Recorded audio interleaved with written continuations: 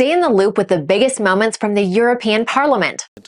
Colleagues, I can only support what was said about Iran or focus on Gaza.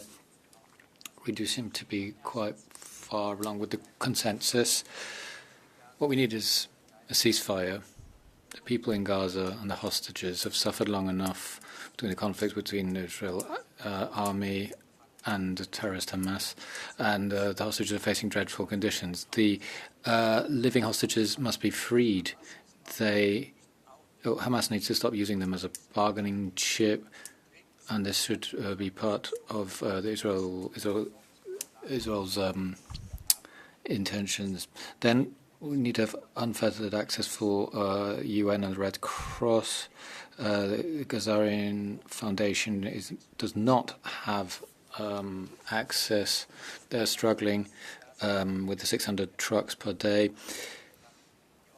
Hamas must not have a future. Even before the 7th of October, they repressed the Gaza population and wanted to destroy Israel. And then it must be clear that the people in Gaza must have a future in Gaza. It was shocking to see how Trump and Netanyahu were chewing on steak and discussing the fate of the lives of these people. We can't have resettlement or deportation. We need a fair future without fear of violence for both peoples, which can only happen if we have a negotiated two-state solution. Thank you. Thank you, Mr. Maniatis. My dear colleagues, if we have seen shown from the recent crisis in the Middle East, is the weakness of the European Union to have a substantial role in the developments in a region of the highest geopolitical importance. This weakness was particularly obvious during the attacks in Iran.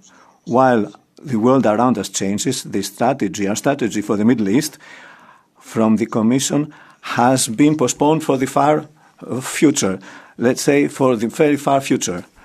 Europe shouldn't be absent. We should assure that the transitional government in Syria will respect international law, human rights, and that all the religious and ethnic minorities will participate equally and securely in this new course. We should support the new government in Lebanon in the difficult task it has ahead. We should demand the immediate ceasefire in the Gaza Strip, the stop of the blockage, free access for humanitarian aid, and the liberation of all hostages. It's unacceptable that the foreign ministers did not decide to suspend the association agreement between European Union and Israel in spite of the clear violations of human rights by Israel.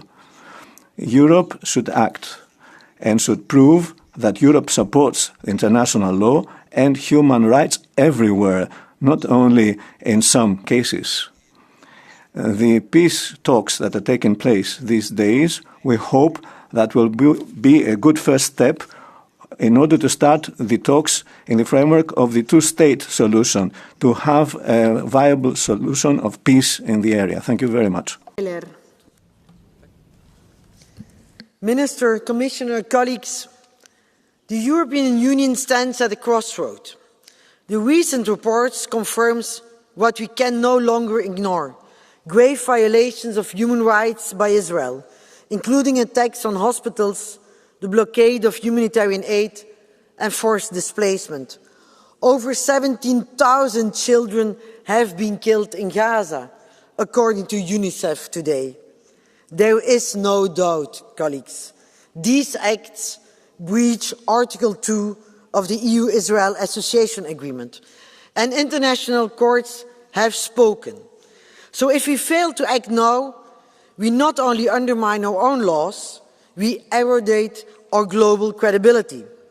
Therefore, I call for the immediate suspension of the association agreement. No trade, no cooperation, no impunity. This until the international law is upheld. Let us prove that our values are not for negotiation.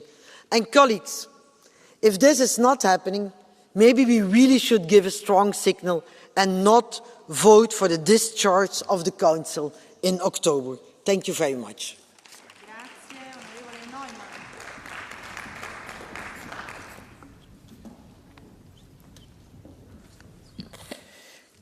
Minister, Commissioner, dear colleagues, the Iranian regime fuels terror at home and abroad, through executions, through proxies, through a nuclear program built for impunity.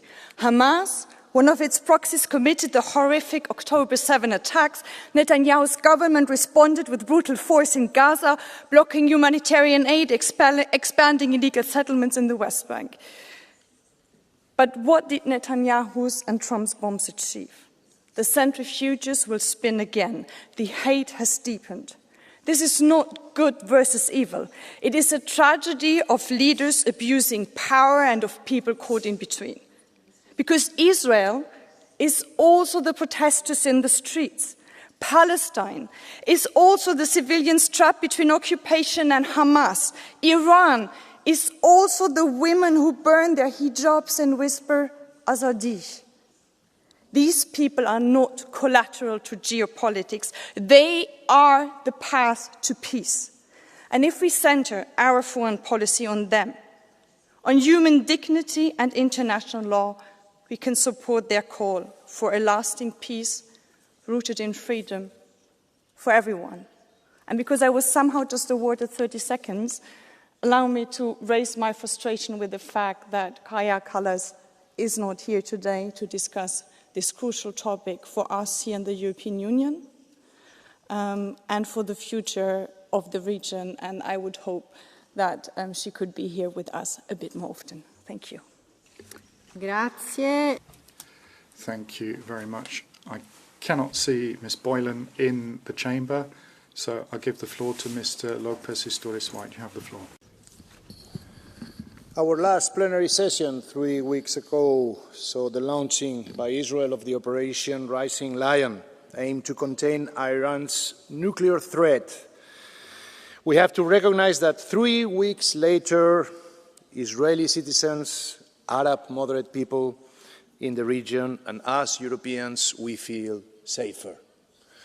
Thank you to Israel and thank you for the United States for this, that we feel safer. Although the Europeans, we are a little bit hypocritical because we celebrate this in private, but we don't do it in public. It was about time to end with this nuclear threat, not only to Israel, but also to ourselves, because, as I always have stated in this plenary, we are the next target.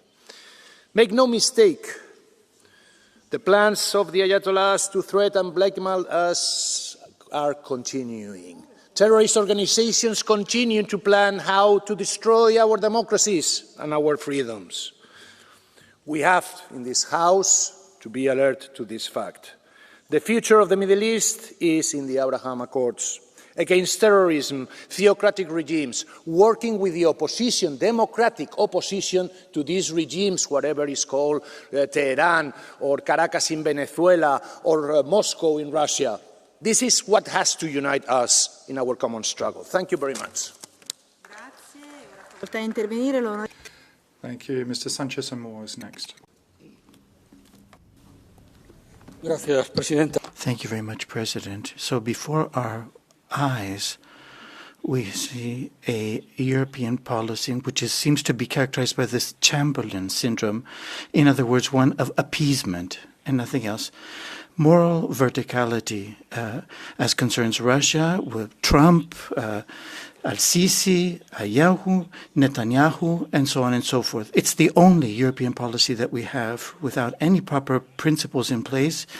Here we are sitting like an ostrich, like a turkey almost, just looking at Putin, and we see a situation which is totally unacceptable and catastrophe as far as foreign policy. Israel is a good example. The system of protecting human rights supposedly is resulting in destruction. It is resulting in humanitarian catastrophe and nothing less than that. It is creating hunger, destruction of schools, and this is the American policy which is in place right now. Now the question is not the the agreement that we have with Israel. The question is, how can we sit by and watch young people, children, women, men dying? How are we going to deal with this situation? Like Chamberlain did, or like Churchill did in the past? Commissioner and colleagues, yesterday we bore witness to the very grotesque image of Benjamin Netanyahu presenting Donald Trump with his nomination papers for the Nobel Peace Prize. The words that come to mind are beyond parody, beyond ridicule, perversity, incomprehensible. Because on the same day, Israel Katz, the Minister for Defense, proposes that to move Gazans to an enclosed area in Rafah, perhaps satirically referred to as Humanitarian City. George Orwell could not have invented this kind of language.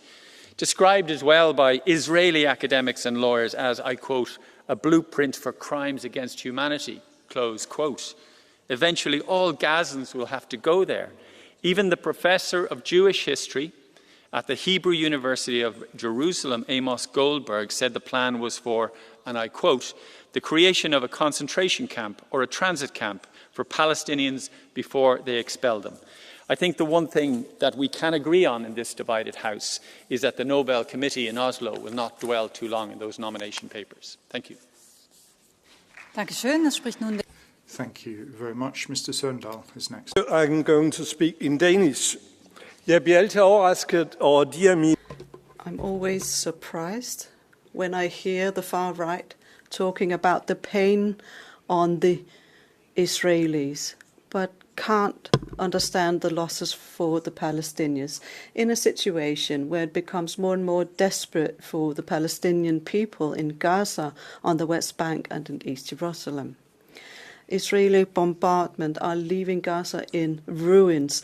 People without homes, without hospitals, without schools. It's a collective punishment of a whole people for the terrorist attack on the 7th of October.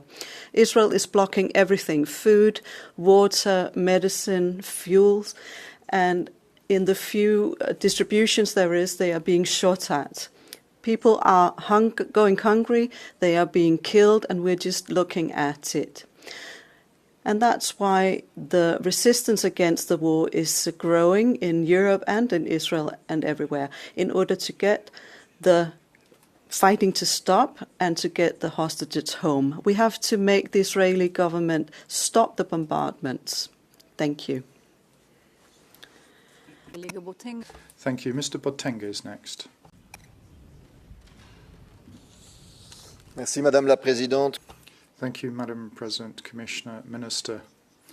You would have read the same headlines as me. Israel wants to have 600,000 Palestinians moved to a camp in Gaza. It's like 3 times the size of Charleroi, 3 times the size of Liège in a camp. The ultimate objective, in the Israelis' words themselves, is to actually expel these immigrants, these Palestinians, from the Gaza Strip. Israel is now reopening the worst pages of European colonial history.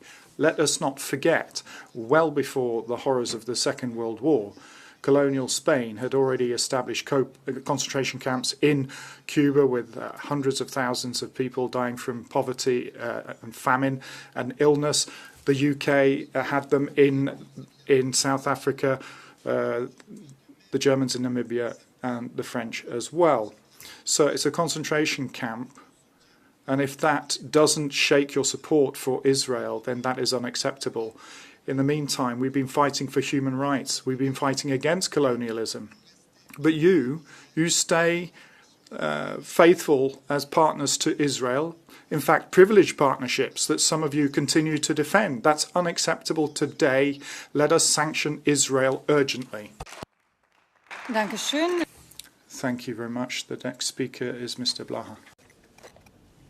Vážení kolegovia, s úctou hľadím na velikánov židovského pôvodu od Karla Marxa cez Rozu Luxemburgovú až po... So when looks at the Jewish heritage of Karl Marx and Rosa Luxemburg, put that aside, and we have to make it quite clear that Israel is a country which is going to have to be dealt with in a very, very, very stiff fashion. Israel is conducting genocide right now. Children, women are being killed. Over the last 6 months, it's been clear what's been going on in Palestine. A record number of people have been killed in a very, very short period of time. And Washington is helping out. And von der Leyen seems to show as well even understanding for all of this, what's going on, what Israel is doing. But we have to say quite clearly that Rome, Berlin, and Tokyo were the axis of evil during the Second World War. Here we have a new axis between Washington, Tel Aviv, and it's quite clear that what we're seeing right now is the genocide of the 21st century. There are sanctions against Russia, but with regard to the Israelis, nothing is being said, not a single word. Nothing has been done. Madam President, what was it, 1, 2, 3 hours ago, Thomas Tobé on behalf of the EPP was talking about the victims of communism? The only difference between us is that we never make difference between victims and victims. It should not be controversial to assert that killing, starving, mutilating and slaughtering children constitute a clear violation of international law. That is what is happening right now in Gaza, what the far-right government of Israel is doing against the children of Gaza. Make no mistake, history will judge each person that refused to act to end the ongoing genocide in Gaza. Hate is not the opposite of peace, apathy is.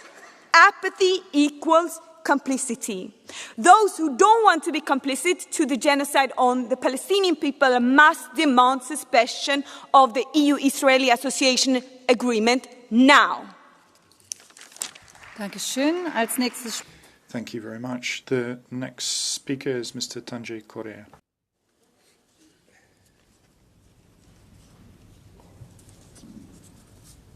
Madam Chair, Madam Commissioner,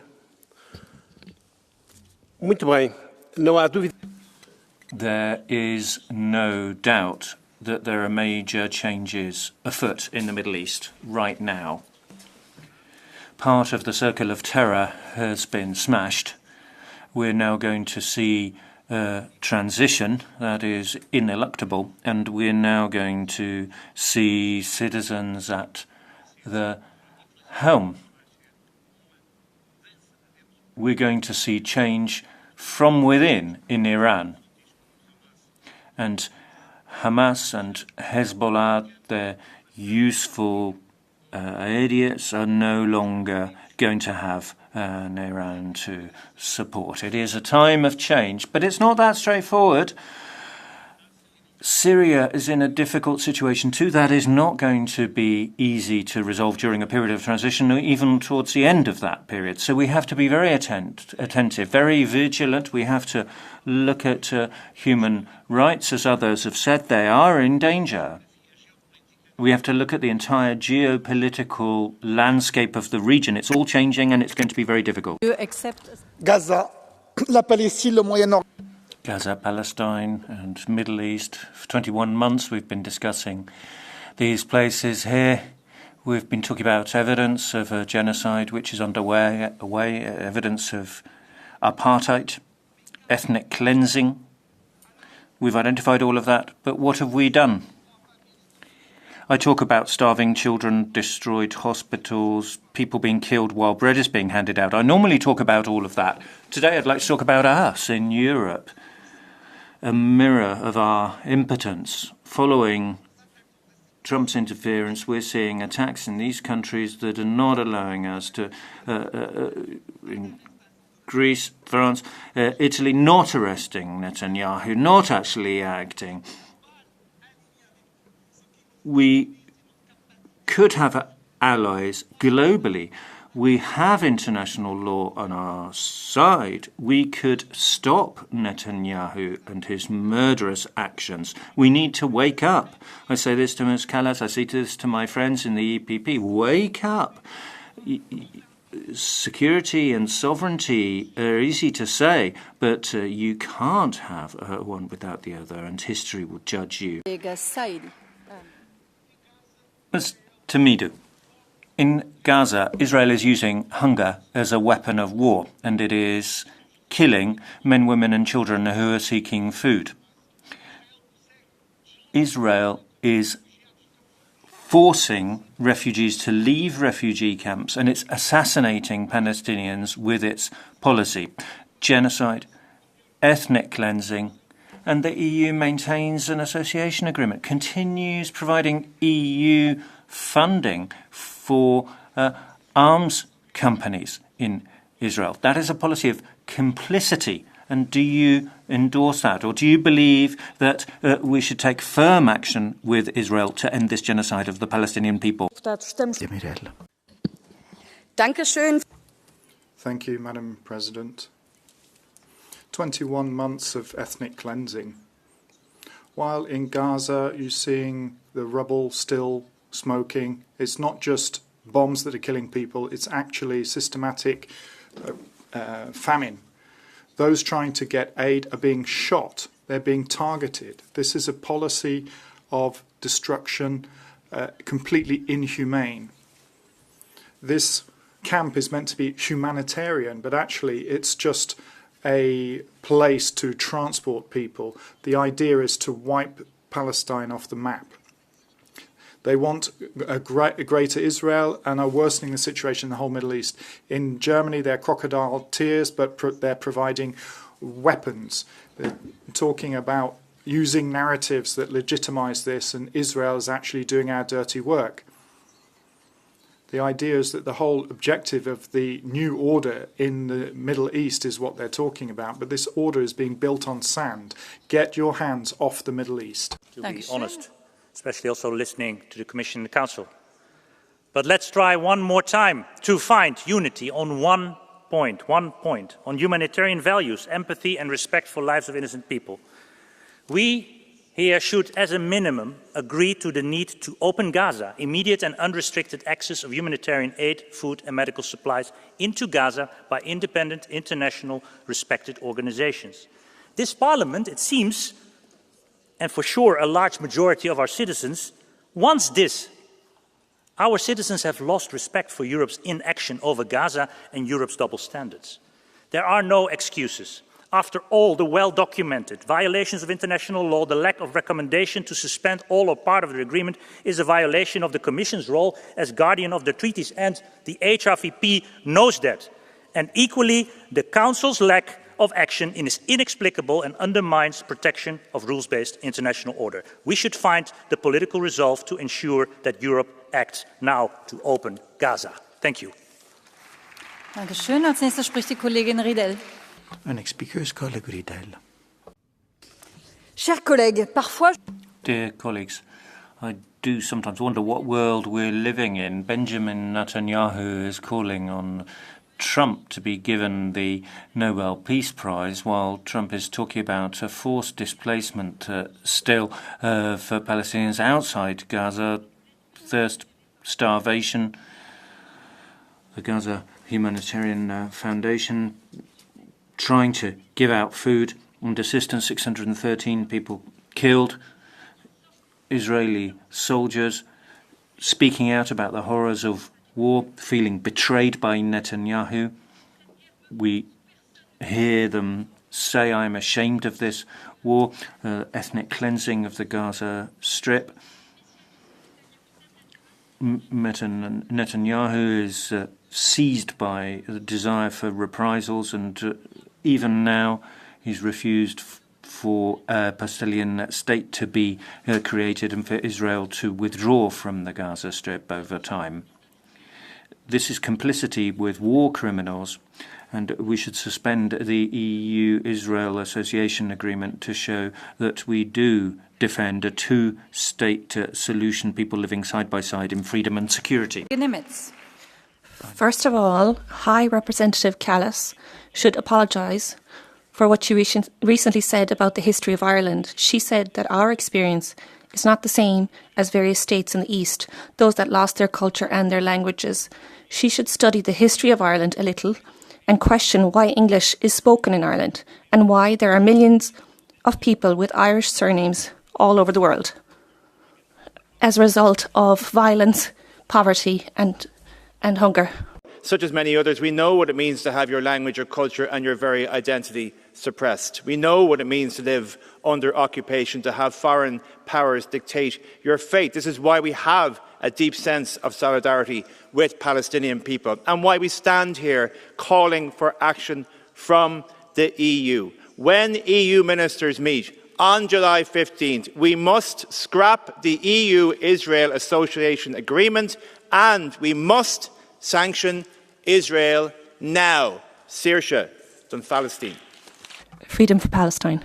Dankeschön. Und nun für die Left Group. And now, colleague Boylan from the left. We're now at a point where gunning down hungry people as they desperately try to get aid is a daily occurrence. There was international shock the first time, but just like with the bombing of the first hospital, when there are no consequences for Israel, they are emboldened and they carry on. 700 Palestinians have now been slaughtered at aid sites. Baby formula is blocked. They are literally starving babies to death, and still the EU does not act. In fact, instead of holding Israel to account, President von der Leyen has Netanyahu, a war criminal, on speed dial, and she's actively encouraging him to carry out illegal strikes on Iran. There is more outrage from EU leaders about artists calling out a genocide than there is against those who are actually carrying out that genocide. Solidarity with Palestine is being criminalised, and the EU is sacrificing its civil liberties to support Israel. But Palestinian solidarity grows stronger every day. The people won't be silenced. The people are demanding suspension of trade with Israel. The people are demanding sanctions against Israel. The people are demanding an end to their complicity with Israel's war crime and its genocide, and they are demanding that their EU leaders act and listen to them. Thank you, Madam President. Israel is continuing with its extermination plan, and just like the Nazis, it is imposing its final solution on Palestine. On the ruins of Gaza, it wants to build a concentration camp. It was called a ghetto in Warsaw. It was what the Nazis were doing. There are legal implications here. There are treaties on arms trading. We should not be selling arms to those engaging in genocide. We should not have trade relations or investment in Israel. There are legal rulings to that effect. So why are EU countries still buying and selling arms with Israel? Why are we still trading with companies who are supporting the illegal occupation of Palestine and genocide? Now, alongside the US in NATO, the main Netanyahu client, launching attacks on Iran. Together, these are the main threats to peace and security in the world. Rearmament is complicity with genocide, ladies and gentlemen. The Spanish rearmament plan includes buying Israeli military equipment. We should comply with international legal rules. But what you're doing is being complicit in genocide, which converts you into criminals. I smell blood and death, but above all I smell hypocrisy. Building a city on the ruins of Rafah in Gaza, this is the latest thing that Netanyahu has come up with. Yet another dimension to this genocide. What more do we need? What more evidence of genocide do we need? Ms. Callas is not here today, but how can the UN humanitarian aid system that Trump and Netanyahu want to turn into a business? There's a Trump and Netanyahu business going on here to transfer humanitarian aid, destroy the UN system, and destroy UNRWA. This is what Ms. Albanese is saying. Don't take my word for it. 33 months of genocide, starvation, and repression. All we need to do is comply with international law, comply with what the International Criminal Court has said, sanctions and the end of the agreement. The Council is here too. I say to Council, take measures on the 15th of July. The Council of the European Union and the Commission cannot continue being accomplices to this. Like, share, and subscribe, and let us know your thoughts in the comments. We'd love to hear from you.